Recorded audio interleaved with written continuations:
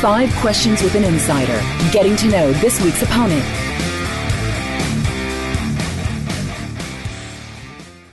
Let's get to know more about UCF's next opponent, the Memphis Tigers, winners over Southern Illinois. Isaac Simpson covers Memphis athletics for BCSNN and the TigerSportsReport.com and hosts the Man Cave podcast. Isaac, it's deja vu all over again. Didn't we just talk to you a couple of weeks ago about this game? Yeah, man, it feels like it was just yesterday, man. We're back here for round 2. Let's try it again.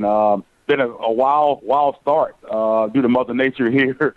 For the college football season, especially with Memphis and the Florida teams. But Memphis played their first game in what basically was a monsoon against UL Monroe due to Hurricane Harvey coming through the remnants of Hurricane Harvey coming through the Memphis area. And then they're supposed to go down to Orlando and play the Knights week 2. They fly down there and things get a little worse, and they actually have to end up turning right back around and flying to Memphis about an hour later. So I'm glad they're going to get this game in, and it's going to be a huge game. Both teams coming in undefeated, and I'm excited. It's going to be a big game. Before we talk about quarterback Riley Ferguson and the rest of the Tigers, you just said something that has been some chatter on our program and our message boards that still has a bit of an air of mystery to it, and perhaps you as a Memphis insider can shed a little bit of light. Memphis lands in Central Florida and then turns back around. Do you know more about what happened there? Because obviously the University of Memphis doesn't get to decide it's not playing that game. What do you know more about what happened when they landed? I know the governor of Florida declared a state of emergency shortly after them, but I think UCF wanted to still go through with the game from what I heard. So I'm not sure if Memphis decided that they just weren't going to play. I'm not sure what happened. We didn't really get clarification on that. They just said they felt like it was a danger and felt like they might get stuck down there after the game, and they just decided to pull out of it. But I'm glad the conference got together because it looked like this thing wasn't going to happen for a while. I think we had pretty much conceded that this game wasn't going to get played and wasn't going to get made up. But I'm really glad that they got it together because this is an important game. You didn't want to get down later in the season in a situation where tiebreakers coming into play for either one of these teams, Memphis or UCF, and you lose on a technicality like that. So I think it's really big that they got things together and they're going to get this game in. Yeah, absolutely. It's huge. This is a game that needs to happen. It's a huge game as far as the conference goes. So what should we make of the Tigers after beating then number 25 UCLA before winning over Southern Illinois to move to 3-0? Well, it's been kind of a weird season. I mean, you look at the UL Monroe game, which basically, like I said earlier, it was basically played in a monsoon. But they only won that game by 8, a game they were favored by 25. They won that game 37-29. And then you have a UCLA team coming in here, top 25 at the time, ranked number 25, and Josh Rosen, who a lot of people think could be the first pick in the NFL draft this year, coming in here. And you're thinking, well, we don't know a lot about this team. The first game was kind of weird. How will they respond? This is their first real test and maybe their biggest test of the season. And they passed that test with flying colors. Looked really well. We were worried about the defense coming in. And they gave up a lot of yards, which this team, we knew they were going to do that going into the season. But they made key plays down the stretch to help seal that game. And they were able to put points on the board, which we knew they could do as well, and get the 48-45 win in that one. And you go into last night's game against Southern Illinois, a game where they were favored by 29 points, and really struggle. We're down at halftime, really struggle getting off the field on third down defensively. Southern Illinois were really able to make some plays and move up and down the field on them, surprisingly. They didn't look like an FCS team for sure. Memphis was able to get the win 44-31, but I think now we're kind of scratching our head again. Was it a lack of focus? Coach Norvell wasn't happy throughout the week in practice. I think some of the guys might have, with this game being sandwiched in between a big game against UCLA and, of course, huge game opening up conference play against Central Florida next week, I think some guys might have not taken it as seriously as they should have throughout the week, and I think some of that could have spilled over into the game, and that's why the game was a lot closer than we thought. I think what you saw against UCLA is closer to what this team is capable of than what we saw against Monroe, of course, with the weather in that one, and what we saw last night against Southern Illinois. Well, let's talk about Riley Ferguson and go back to that UCLA game. 23 of 38, 398 yards, one pick, but more impressively, 6 touchdowns. He's going to come into Orlando with a hot arm. What should we expect from him and his receiving core? Raleigh's been fantastic. And one question that we had going into the season was the offensive line. We knew the offense was going to be dynamic, but if there was anything you could question with this Memphis offense, it was the offensive line. And they've really kept him clean this year.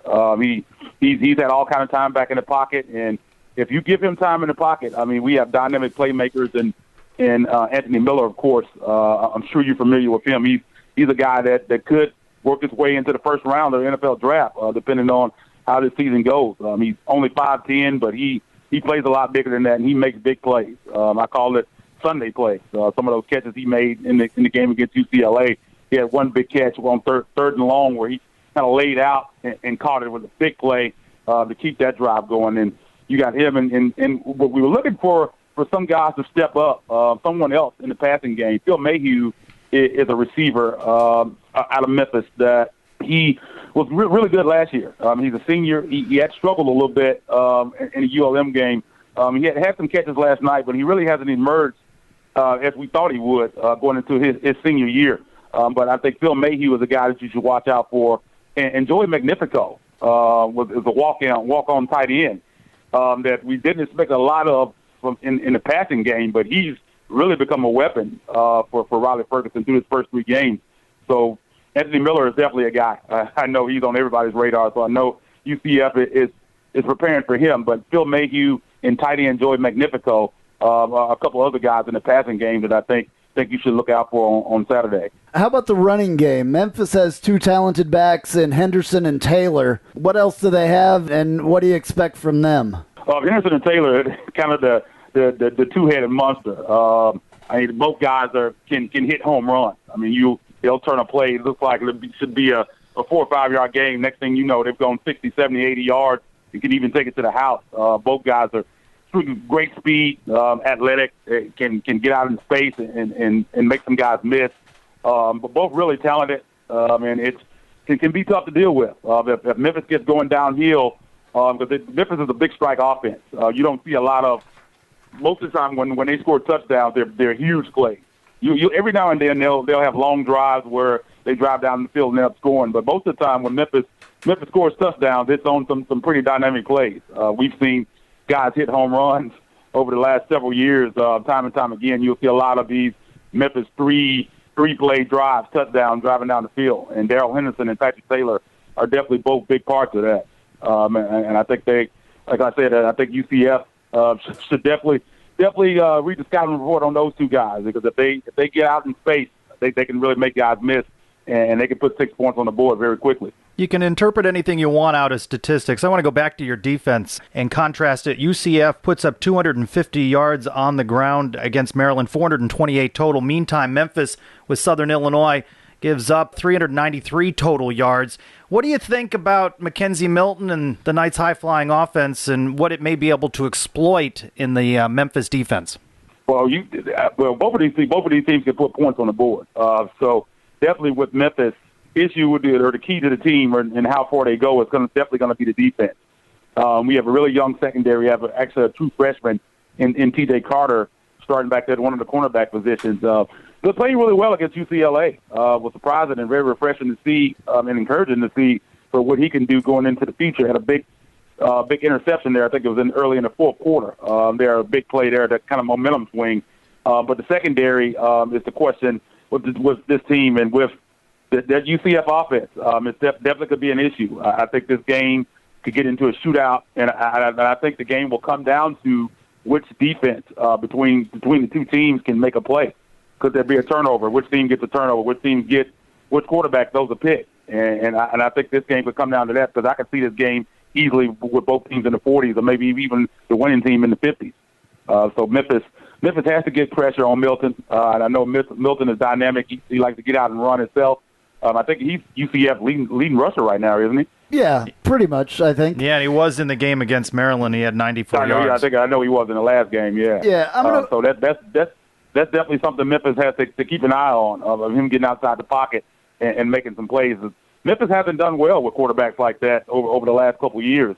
So that's definitely something that UCF might be able to exploit. Memphis defensive front has been iffy at times. We've gotten good play from the linebackers, but they haven't really gotten pressure from the edge the way that you'd like to see. So that's something that you should look for in that game. And if Milton can get outside the pocket and make some plays, I think that's something that Memphis should be concerned about. We're going to put you on the spot a little bit here. Just going to ask you a straight question. Do you think Memphis comes into Orlando and gets the W? Oh, man. I think Memphis can come in there and get it done. If they play to the level that they can, which they in 2 games against UL Monroe and Southern Illinois, you look at those scores, and obviously they didn't play to the level of competition. But I think they'll be ready in this one. I think with the postponement of the game, I think both teams will be more prepared to play it because I think it was kind of a weird deal going into it last time. But I think Memphis could come in there, and I'm going to say Memphis comes in there and win a close game. I'm going to say Memphis 48, UCF 45. Okay, well, I will remind you to look at the stats from this last game, the defensive stats especially, and UCF will be stopping the run. I guarantee that. Maybe they can beat us over the top. That might be a possibility, but I guarantee you we will be stopping the run. Maryland had quite the running attack, I believe 9th in the nation in the last few games, and we, totally 100% stopped that 45 yards. So it's always a pleasure to have you on here, especially since we've had you like a couple weeks in a row. We like you. It's all good. Thank you very much for coming on again, and we look forward to talking to you and seeing you. You're coming down for the game or not? No, I'm not going to be able to make it down this time. Oh, I'm sorry. Well, I think I actually am coming down there for the. I know we're getting ahead of ourselves here for the AAC basketball tournament. I'll be down there for that because the Grizzlies are playing the Magic that week as well, so I'm going to come down there for that week. But no, unfortunately, I'm not going to be able to make it down on Saturday. But it's going to be a great game, man. Guys say you're going to stop the run. We'll see. Two-headed monster coming in there, but Tigers have proven and they can do it on the ground and through the air. So it's going to be fun, man. Either way, it will, and it's a big game for both schools. This is pivotal. I mean, it very much is. So, all right, man. Thank you very much. We really appreciate it. No problem. Thanks for having me, guys. There are so many ways to connect with Knightline. You can like us on Facebook at Knightline Podcast, or follow us on Twitter at UCF_Knightline. Check out our website at www.ucfknightlinepodcast.com for recruit spotlights, archived episodes, and more. Or, of course, you can always call us at 407-401-9184. That's 407-401-9184. Listen whenever and wherever you are on YouTube, SoundCloud, Stitcher, iTunes, or TuneIn. Go Knights and charge on!